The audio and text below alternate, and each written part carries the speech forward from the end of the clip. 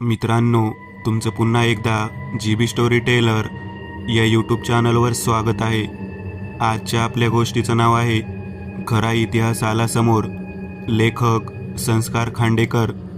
पण गोष्ट सुरू करण्याआधी जर कोणी या चॅनलवर पहिल्यांदाच आलेले असाल तर त्यांनी ह्या चॅनलला सबस्क्राईब करायला विसरू नका. चला तर मग अजिबात वेळ न घालवता गोष्टीला सुरुवात करूया.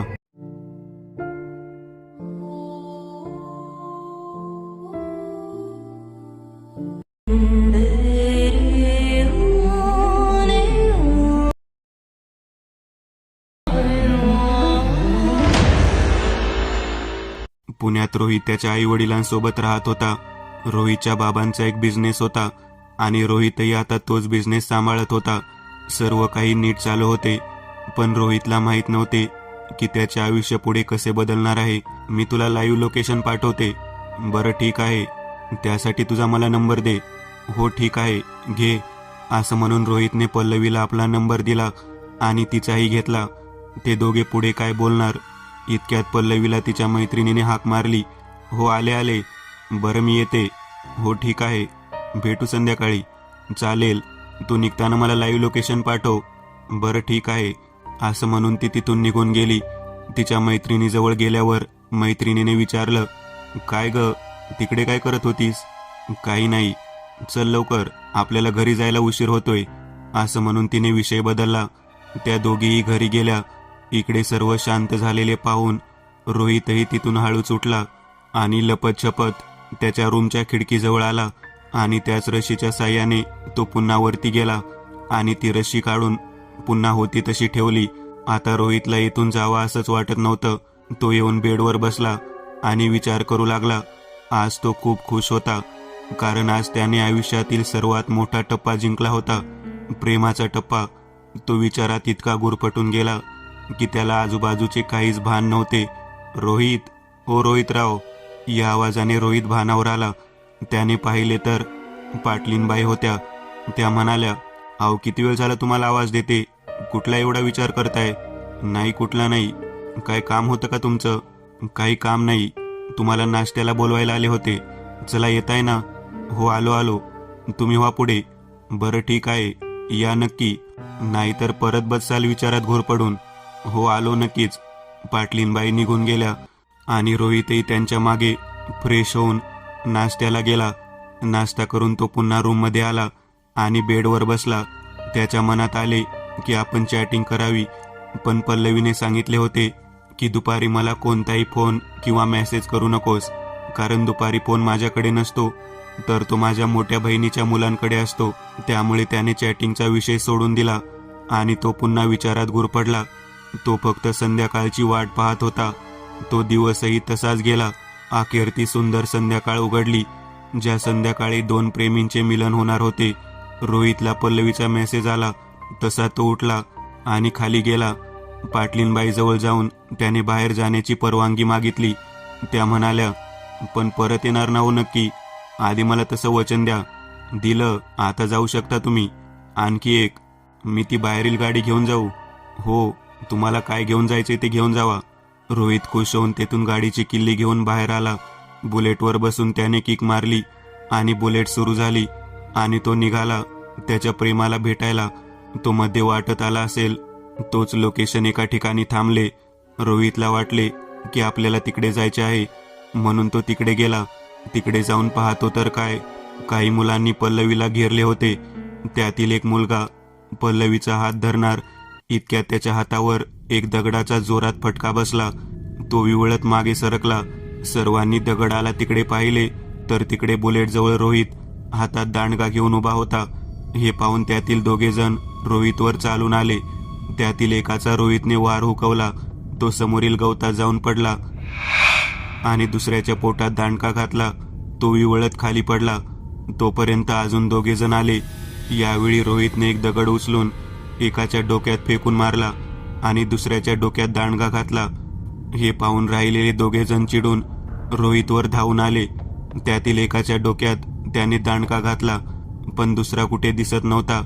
तेवढ्यात पल्लवीने पाहिले की त्यातील एक जण रोहितच्या मागून दांडका घेऊन रोहितला मारायला येत आहे. ती ओरडली. रोहित इशारा समजला आणि तो बाजूला सरकला.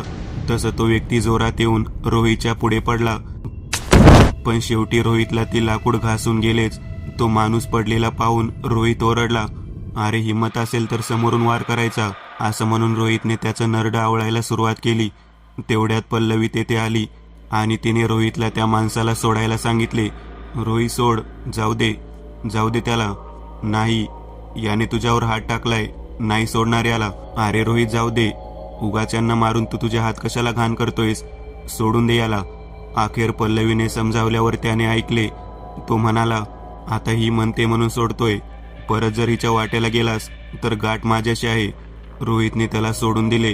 तो उठून तिथून पळून गेला. तेवढ्यात पल्लवीचे लक्ष रोहितच्या दंडाकडे गेले. तिने पहिले दिवशी रोहित दुपारी घरी येत होता. तेवढ्यात त्याला एक व्यक्ती भेटला. तो म्हणाला, अरे चल चल लवकर माझ्यासोबत चल, लवकर माझ्यासोबत चल. पण तू आहेस कोण ते महत्वाचे नाही, तू फक्त माझ्यासोबत चल. अरे पण कुठे ते सांगतो, आधी तू चल. अरे पण का आणि कुठे सांग तर. चल लवकर, तुझी आई संकटात आहे. हे ऐकून रोहित चरकला आणि म्हणाला, काय, कुठे आहे ती, तुला जाताना सांगतो, आधी तू बस लवकर. हो चल, असं म्हणत रोहित त्याच्या गाडीवर बसला आणि ते निघाले. थोड्या पुढे गेल्यावर रोहितने विचारले, अरे हा तर रस्ता साताऱ्याला जातो. हो, तुझी आई तिकडेच आहे. अरे पण ती साताऱ्याला कशाला आली होती ते माहीत नाही. बरं असू दे, चल लवकर आता, माझ्या आईला माझी गरज आहे. साधारण 2 तासांनी त्यांची गाडी एका घरासमोर येऊन थांबली. घर कसले, बंगलाच होता तो. रोहित लगेच गाडीवरून उतरला. कुठे आहे माझी आई, थांब 1 मिनिट. पाटील, ओ पाटील, आलो. आतून एक भारदस्त आवाज आला. तेवढ्यात रोहितने विचारले, माझी आई इथे आहे का, थांब ना 1 मिनिट, समजेल. तेवढ्यात आतमधून पाटील बाहेर आले आणि त्यांनी विचारले, आणलं त्याला. हो, हे पहा ना. बरं ठीक आहे, तुमचं काम झालं, जाऊ शकता. तो व्यक्ती निघून गेल्यावर पाटील रोहितकडे वळाले. बाळा आलास तू, मी तुमचा बाळबेळ कोणी नाही, मला फक्त माझी आई कुठे आहे ते सांगा. हो सांगतो ना, आधी घरात चल. नाही, आधी मला माझी आई कुठे आहे ते सांगा. सांगतो, आधी घरात चल. नाही, मी नाही येणार. आता मात्र पाटील यांनी रोहितला जबरदस्ती घरात नेले आणि त्याला वरच्या एका रूममध्ये कोंडून घेतले. रोहित रागाने दार वाजवू लागला, पण कोणीही दार उघडले नाही.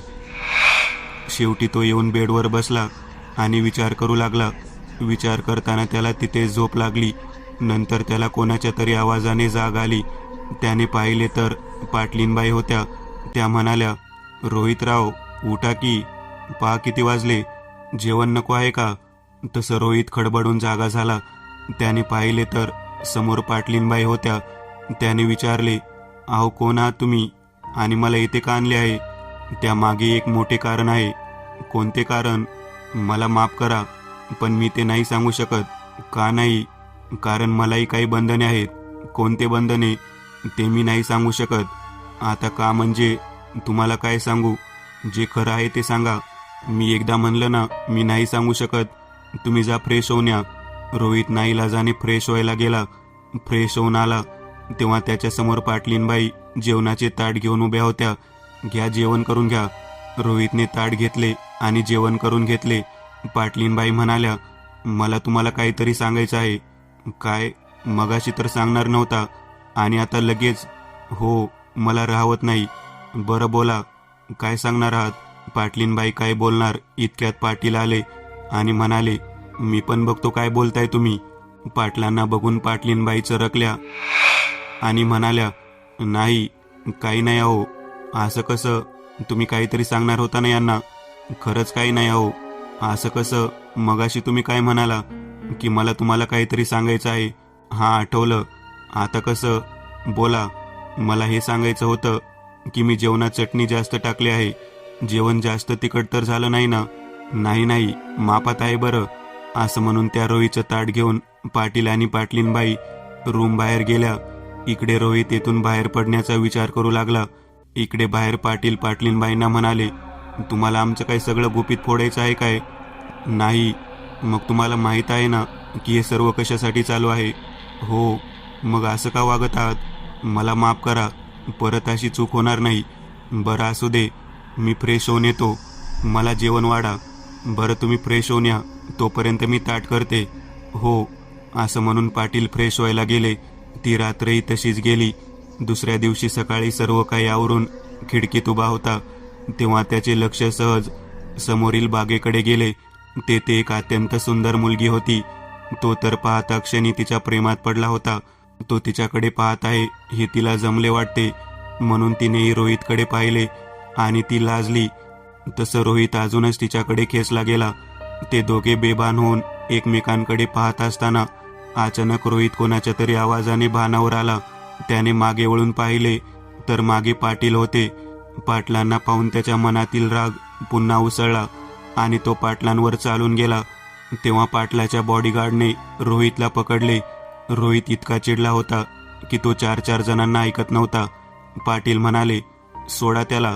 अहो पण पाटील, सोडा म्हटलं ना. बरं, असं म्हणून त्या बॉडीगार्डने रोहितला सोडले आणि रोहित पाटलांजवळ गेला. पाटील म्हणाले, काय करणार आहेस? मारणार आहेस? तर मग मार मला. तेव्हा रोहित शांत झाला आणि त्याने संतापाने विचारले, अरे रोहित, यात तुझंच भलं आहे म्हणून तुला इथे आणलं आहे. कोणतं भलं? ते तुला लवकरच समजेल. असं म्हणून पाटील बाहेर निघून गेले. रोहित संतापाने बेडवर बसला. तितक्यात त्याच्या मनात विचार आला आणि तो तडक उठून खिडकीजवळ गेला आणि बाहेर पाहिले तर आता तिथे ती नव्हती. शेट, माझी चुकी आहे. मी जर त्यांच्यासोबत भांडत बसलो नसतो तर हे झालंच नसतं. आता रोहितला स्वतःचाच राग येत होता. तो रागाने येऊन बेडवर बसला. तितक्यात त्याच्या मनात विचार आला की उद्या येईल ना. हो येईल, तिला यावंच लागेल. आता रोहित उद्या सकाळची वाट पाहू लागला. त्याने ठरवले होते की काही झाले तरी आपण उद्या तिला भेटायचेच. तसाच तोही दिवस निघून गेला. दुसऱ्या दिवशी सकाळी ठरल्याप्रमाणे लवकर उठून आवाज न करता त्याने सर्व आवरून घेतले आणि तो बाहेर जाण्याचा मार्ग शोधू लागला. कारण तो सरळ दाराने बाहेर जाऊ शकत नव्हता, कारण तेथे बॉडीगार्ड तैनात आहेत. म्हणून तो बाहेर जाण्याचा मार्ग शोधू लागला आणि त्याला एक रस्सी मिळाली. त्या रस्सीला पाहून त्याला एक कल्पना सुचली. त्याने ती रस्सी घेतली आणि खिडकीला बांधली व त्या रस्सीवरून घसरत तो खाली गेला. तेथून लपत लपत तो बागेत जाऊन एका झुडपामागे लपला आणि तिची वाट पाहू लागला. थोड्या वेळात ती आली. ती येऊन थोडाच वेळ झाला असेल. त्यांनी एक दगड घेऊन तिला मारून बोलायचे ठरवले आणि त्याने तसेच केले. त्याने एक दगड घेतला आणि तिला फेकून मारला, पण चुकून ती पुढे गेली आणि तो दगड दुसऱ्याच मुलीला लागला. आता मात्र रोहित शांत बसला. थोड्या वेळाने सर्व शांत झाले आहे हे पाहून त्याने एक दगड घेऊन त्याने पुन्हा तिला मारला. यावेळी नेम बरोबर लागला. तिने इकडे तिकडे पाहताना रोहितकडे पाहिले. रोहितने तिला खुनेनेच इकडे तिकडे बोलावले. तीही रोहितकडे गेली आणि म्हणाली, काय झालं? रोहित म्हणाला, काही नाही. तुझं नाव काय आहे? माझं नाव पल्लवी आहे. तुझं नाव काय आहे? माझं नाव रोहित. आपण नंतर भेटायचं कुठे आणि कधी? मी तुला लाईव्ह लोकेशन पाठवते. बरं तुझा मला नंबर दे. ठीक आहे, घे. असं म्हणून रोहितने आपला नंबर पल्लवीला दिला आणि पल्लवीचाही नंबर त्यांनी घेतला. ते पुढे काय बोलणार इतक्यात पल्लवीला तिच्या मैत्रिणीने बोलावले. हो आले. घरातून निघताना मला लाईव्ह लोकेशन पाठव. पण त्याचा श्वास चालू होता. पल्लवीने त्याला उठवायचा प्रयत्न केला पण तो उठला नाही. शेवटी पल्लवी रडत बाहेर आली आणि पाटलीनबाईंना विचारले, कसं झालं हे? माहीत नाही. मग पल्लवी तेथून बाजूच्याच विठ्ठलाच्या मंदिराकडे गेली. तिकडे जाऊन तिने विठ्ठलासमोर तिने रोहितसाठी प्रार्थना केली आणि ती काही वेळ तिथेच बसली. तिला असं बसलेलं पाहून मंदिरातील पुजारी तिच्या जवळ आला. त्याने विचारले, काय झालं? अशी का बसली आहेस? काय सांगू तुम्हाला गुरुजी? जी काही तुझी व्यथा आहे ती मला सांग. पल्लवीने सारे सांगितले. ते म्हणाले, यात तुझी एकच जण मदत करू शकतात. कोण? तुकाराम महाराज. तुकाराम महाराज, मला त्यांचा नंबर मिळू शकेल? हो घे. असं म्हणून पुजाऱ्यांनी तुकाराम महाराजांचा नंबर पल्लवीला दिला. पल्लवीने लगेच तुकाराम महाराजांना फोन लावला आणि घडलेला प्रकार सांगितला. महाराज म्हणाले, मी उद्या संध्याकाळपर्यंत येतो. आजची रात्र वैऱ्याची आहे, सांभाळून राहा. हो, तुम्ही लवकर या. ठीक आहे, ठेवतो. असं म्हणून त्यांनी फोन ठेवला. काय म्हणाले महाराज? आजची रात्र वैऱ्याची आहे, सांभाळून राहा. मी उद्या संध्याकाळपर्यंत येतो. हा घे हा बुका आणि तुळशीची माळ. ही तुळशीची माळ रोहीच्या गळ्यात घाल आणि हा बुक्का त्याच्या कपाळी आणि तुझ्याही कपाळी लाव. हो, धन्यवाद, येते. अगं धन्यवाद कसलं, हे तर माझं कर्तव्यच आहे. बरं मी येते. हो ये. पल्लवी तेथून धावत पाटलांच्या घराकडे येत होती. तेवढ्यात त्या मुलांनी तिला घेरले. पल्लवी म्हणाली, सोडा मला, नाहीतर परिणाम वाईट होतील. कसं काय बरे? तुझा तो हिरो तर निष्क्रांत होऊन पडलाय. आता तुला कोण वाचवणार आमच्यापासून? तुमच्यासारख्या माणसांपासून वाचवायला मला कोणाचीही गरज नाही. अरे तुम्हाला रोहितने इतक्या वेळा मारले तरी तुम्हाला अक्कल आली नाही. मग तुमच्यासारख्या कुत्र्यांना मारायला मला कोणाची गरज नाही. हे ऐकून त्यातील एकाने पल्लवीच्या अंगावर धावून आला. पल्लवीने त्याचा वार होता आणि बुक्का घेऊन, स्त्री ही आदिशक्तीचे रूप असते, तिला कधीही कमी समजू नका, असं म्हणून तिने तो बुक्का त्या सर्वांच्या डोळ्यात टाकला. ते सर्व ओरडू लागले. त्यांचे लक्ष विचलित झाले हे पाहून संधीचा फायदा घेऊन ती तिथून सुटली. ते सरळ पाटलांच्या घरात रोहित जवळ जाऊन तिने ती माळ रोहितच्या गळ्यात घातली आणि बुक्का कपाळी लावला आणि ती तिथेच बसली.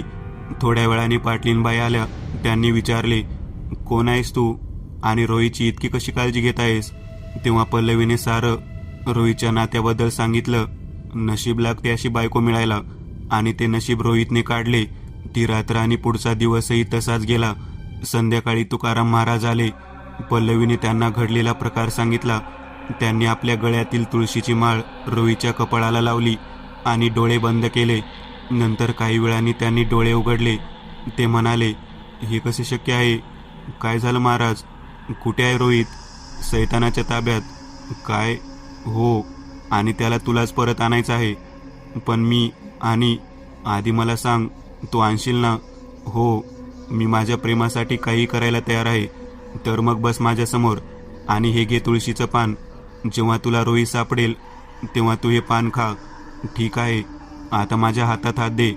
पण एक लक्षात ठेव, जेव्हा तू त्या दुनियेत जाशील तेव्हा मागे वळून पाहू नकोस. ठीक आहे? मग महाराजांनी काही मंत्र पुटपुटले आणि पल्लवी तेथून गायब झाली. तिने जेव्हा डोळे उघडले तेव्हा तिच्या आजूबाजूला घनदाट काळोख होता. तिने रोहितच्या नावाने हाक मारली, पण तिचाच आवाज परत परत घुमला. तोच एक विचित्र पुरुषी घोगरा आवाज ऐकू आला. तिने तिकडे पाहिले आणि ती थोडीफार घाबरली. तिकडे एक भयानक माणूस उभा होता. त्याचे डोके फाटून त्याच्यातून सलग रक्तस्राव होत होता. त्याच्या डोळ्याच्या जागी नुसत्या खोपण्या होत्या. शरीरावर सगळीकडे चिरा पडल्या होत्या आणि त्यातून घाण येत होती. साऱ्या शरीरावर केसच केस होते. इतकं त्याचं किळसवानं रूप पाहून तिला उलटी आली. तरी तिने धाडसाने विचारले, कुठे आहे रोहित? आहे ना. तर तू आली आहेस त्याला सोडवायला? हो, मीच आले आहे. मला सांग, कुठे आहे रोहित? हो हो, एक मिनिट. रोहितला शोधण्यासाठी तुला 3 आव्हानांचा सामना करावा लागेल. कोणत्या आहे ते 3 आव्हाने? पहिलं आव्हान, हा अंगारा पार करून दाखव. तिने पुढे पाहिले तर अंगारा होता. ती भीत भीत अंगाऱ्याजवळ गेली आणि पहिला पाय अंगाऱ्यावर ठेवला. तिला कळले, पण तरीही तिने हार मानली नाही. ती समोर गेली. गरमीमुळे तिला चक्कर येणार. तेवढ्यात तिला एका अदृश्य शक्तीने वाचवले. आता तिला पळता येत नव्हते. तिने खाली पाहिले तर एक सावळा हात तिला दिसला. तिने देवाचे आभार मानले आणि त्या हातावरून चालत तिने तो अंगारा पार केला. सैतानाला आश्चर्य वाटले. दुसरं आव्हान कोणतं आहे? ॲसिडच्या नदीला पार करून दाखव. हे ऐकून ती घाबरली. ती कशीबशी नदीजवळ गेली. ॲसिडला पाहून तिला घाम फुटला. ती मागे फिरणार इतक्यात एक आवाज आला, आता इतक्या पुढे आले आहेस तर मागे फिरू नकोस. मी कायम तुझ्या सोबत आहे. हे शब्द ऐकून तिला धीर आला आणि तिने त्या नदीत प्रवेश केला. तिला काहीच होत नव्हते. तिने आरामात ती नदी पार केली. हे पाहून तर चेतन हादरलाच. हे कसं शक्य आहे? सारे शक्य आहे. शेवटचं आव्हान काय आहे? या आव्हानात तुला रोहितला शोधायचं आहे. कुठे? उंदरामध्ये. असं म्हणत पल्लवीच्या आजूबाजूला भरपूर उंदीर प्रकट झाले. ते तिला चावा घेत होते. तिने सर्व उंदरांना निरखून पाहिले आणि एका उंदराला हातात घेतले आणि खरंच त्या उंदराचं रूपांतर रोहितमध्ये झालं. हे कसं केलंस तू? माहीत नाही. असं म्हणून तिने पान पाहिले, पण ते पान सारे जळून गेले होते. आता तिला काय करावे ते समजत नव्हते. तेव्हा सैतान म्हणाला, मी तुला बाहेर सोडतो. तुमच्या प्रेमाने मलाही जिंकून घेतले आहे. असं म्हणून त्याने त्या दोघांनाही परत मानवी दुनियेत पाठवले. मानवी दुनियेत येताच त्या उंदरांचा चावा सहन न झाल्याने ती बेशुद्ध झाली. रोहितने तिला बेडवर झोपवले. महाराजांनी काही औषधी वनस्पतींचे औषध तिला लावले. रोहितने विचारले, हे काय होते सर्व आणि कोणी केले होते? त्याच मुलांनी ज्यांनी तुझ्यावर हल्ला केला होता. पण का? ते खूप प्रयत्न करूनही तुला काही करू शकले नाहीत, म्हणून त्यांनी काळ्या विद्येचा वापर केला. आता त्याचं काय झालं? तेच जे तुझं झालं होतं. बरं, मी येतो. आताही खूप प्रेम करतो हा तुझ्यावर. हो, माहीत आहे. मुलांनो, सुखाचा संसार करा, असा आशीर्वाद देऊन ते निघून गेले. तेवढ्यात रोहीचे लक्ष समोर गेले तर तिथे त्याचे आई वडील उभे होते. त्याने जाऊन त्यांना मिठी मारली. नाही बाळा, आम्ही तुझे खरे आई बाबा नाही. मग कोण आहेत? ते बघ तिकडे. तिकडे पाहिले तर तिकडे पाटील आणि पाटलीनबाई उभ्या होत्या. हो, हेच तुझे खरे आई बाबा. पण हे कसं शक्य आहे? तू जेव्हा लहान होतास तेव्हा त्यांनी तुला माझ्याकडे सोपवले होते. पण का ते मला माहीत नाही. मी सांगते. पाटलीनबाई म्हणाल्या, तुझ्या काकापासून तुला वाचवण्यासाठी तुला यांच्याकडे सोपवले होते. माझ्या काकांपासून? हो. पण का? दुसरं काय? प्रॉपर्टी. मग मला पुन्हा पुण्याहून इकडे का बोलावले? तेच, तुझा काका तुला मारायला पुण्याला आला होता. मग आता कुठे आहे तो? तू इकडे आल्याच्या 3ऱ्या दिवशीच तो एका अपघातात मेला. आता रोहितला आपल्या चुकीची जाणीव झाली होती. त्याने आपल्या वडिलांवर हात उचलला होता. त्याच्या आईची काळजी, या सर्वांची त्याला उघड झाली होती. त्याने त्याच्या वडिलांची माफी मागितली. त्याच्या वडिलांनी त्याला माफ केले. तेवढ्यात पल्लवी शुद्धीवर आली. आता तिचे सर्व घाव भरून निघाले होते. ते दोघे जोडीने सर्वांच्या पाया पडले. त्यानंतर काही दिवसांनी त्या दोघांचे लग्नही झाले आणि वाईटावर चांगल्याची जीत झाली. आणि त्या मुलांचं म्हणाल तर जसं करावं तसं भरावं. शेवटी रोहीच्या खऱ्या आईवडिलांचा, रोहीचा खरा इतिहास आला समोर. मी एक नवीन चॅनल ओपन करत आहे. त्यावर तुम्हाला ॲनिमेटेड हॉरर स्टोरीज पाहायला मिळतील. त्या चॅनलची लिंक या व्हिडिओच्या डिस्क्रिप्शनमध्ये दिलेली आहे. चॅनलला सबस्क्राईब करायला विसरू नका. मित्रांनो, आज पुरतं एवढंच. तुम्हाला जर काही गोष्ट आवडली असेल तर नक्की लाईक करा. तुमच्यापैकी बरेचसे जण व्हिडिओ लाईक न करताच पळून जातात. पण हा जर व्हिडिओ तुम्ही लाईक केला तर मला जरा बरं वाटेल आणि असेच भारी भारी व्हिडिओ बनवायची माझ्यात एनर्जी येईल. त्यामुळे नक्की लाईक करा. आणि अजूनही कोणी या चॅनलला सबस्क्राईब केलेलं नसाल तर लगेच सबस्क्राईब करून टाका. आणि बाजूची घंटी ती मात्र दाबायला विसरू नका. देवाची घंटी आहे ती. चला तर मग पुन्हा भेटूया अशीच एक आगळी वेगळी गोष्ट घेऊन पुढच्या भागात.